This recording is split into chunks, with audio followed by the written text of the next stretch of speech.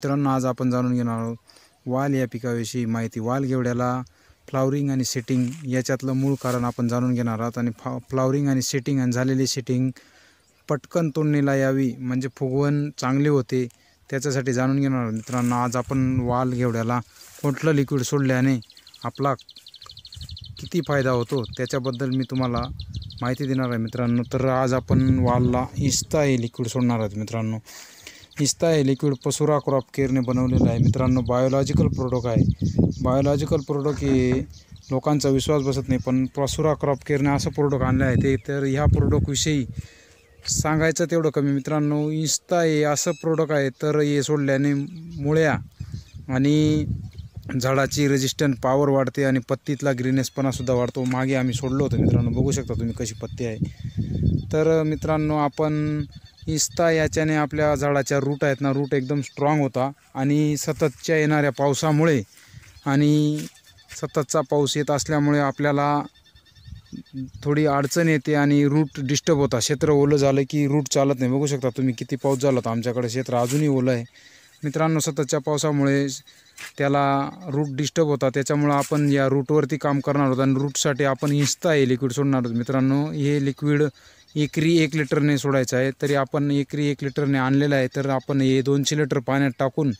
ड्रिपद्वारे सोडायचं आहे मित्रांनो।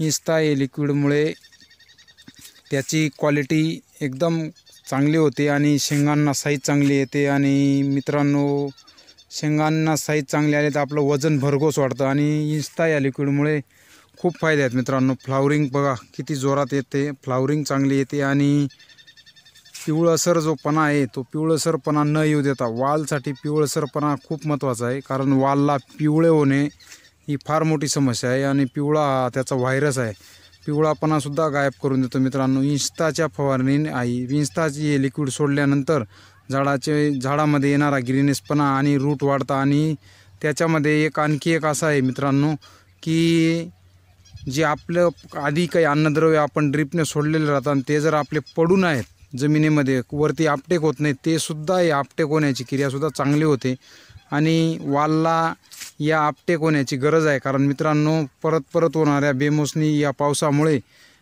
जर झाडाचा रजिस्ट्रेशन तुटतो आणि तो तुटल्याने परत हे रूट खराब होता। परत रूट खराब न होण्यासाठी एकदा जरी आपण 15 ते 20 दिवसांनी जर डबल घेतलं तर आपल्या झाडाचे कुठेही रूट खराब होऊ देत नाही आणि रूट चांगले राहतात।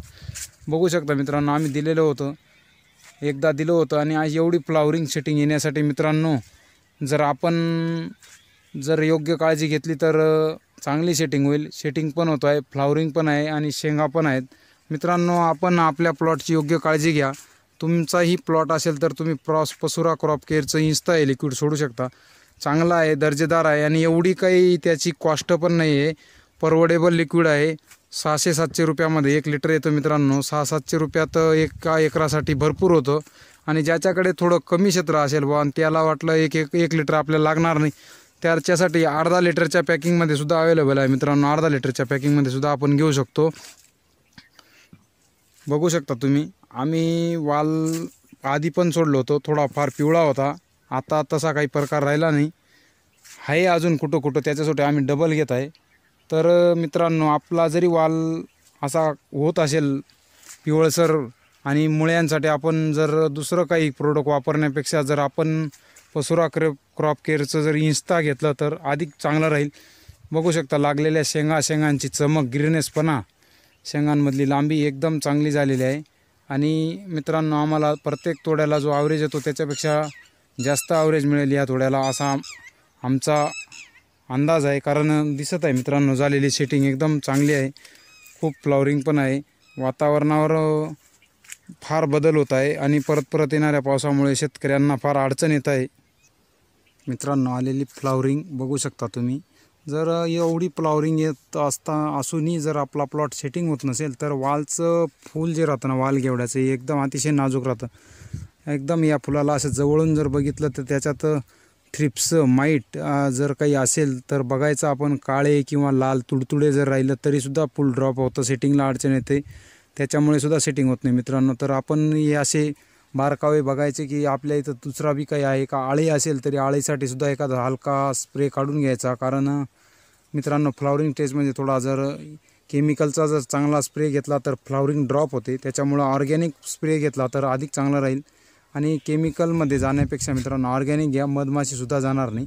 मधमाशी जर प्लॉटमध्ये राहिली तर आपलं परागीभवन चांगलं होऊन चांगली सेटिंग मिळते. कारण परागीभवन होणं बी फार गरजेचं आहे. कारण मधमाशी आता सतत सगळे शेतकरी जर केमिकलचा वापर करताय तर केमिकलच्या वापरामुळे मधमाशी दुर्मिळ होत चालली आहे. त्याच्यामुळं आपण मधमाशीसुद्धा काळजी घ्यायची आहे मित्रांनो.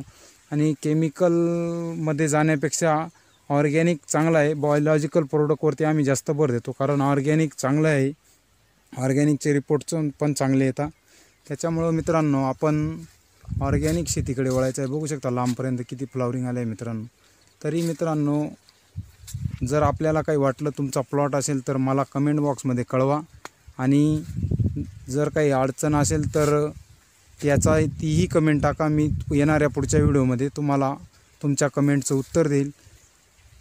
माझा व्हिडिओ कसा वाटला ते मला कमेंटमध्ये तेहीसुद्धा मला कमेंटमध्ये कळवा. आणि व्हिडिओला लाईक करा, शेअर करा आणि सबस्क्राईब करा. बेल आयकन प्रेस केलेलं नसेल तर करा मित्रांनो, कारण येणारे नवनवीन व्हिडिओ आपल्यापर्यंत लवकरात लवकर येतील. बघू शकता तुम्ही. आणि ऑर्गॅनिक शेतीकडे भर द्या मित्रांनो, केमिकलकडे अजिबात जाऊ नका. कारण केमिकलमुळे थोडासा का होईना शेतीला आणि सगळ्या या गोष्टींना येणाऱ्या या गोष्टींमध्ये केमिकलचा फार त्रास आहे. तर हे ऑर्गॅनिक प्रोडक्ट आहे ना, ऑर्गॅनिक प्रोडक्टला तुम्ही भर द्या. एकदा जरूर वापरून बघा, चांगला आहे. इन्स्टा हे अतिशय बेटर औषध आहे. आणि पसुरा क्रॉप केअरचे बाकीचे सुद्धा औषध आहेत, ते सुद्धा चांगले आहेत. तुम्ही एका वेळी मार्केटमधून आणून वापरू शकता मित्रांनो. रिझल्ट घ्या, कसे वाटले रिझल्ट मला कळवा. आणि